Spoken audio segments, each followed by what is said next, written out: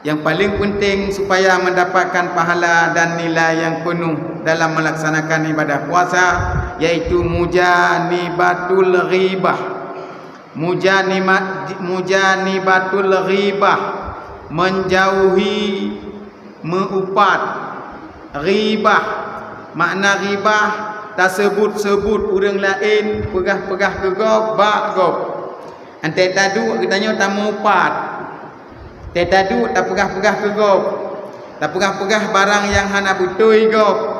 Jika didengar tutur katanya yang tak ucapkannya di po pihak tungeh ke. Nyon tadu tak mengupat, ada kala tak dengar orang mengupat dapat mengurangkan akan nilai ibadah puasa. Nyo adab.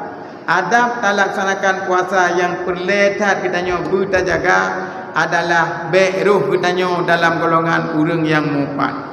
Mupat tengah tak puasa Ramadan dapat menghilangkan akan nilai pahala ibadah puasa katanya.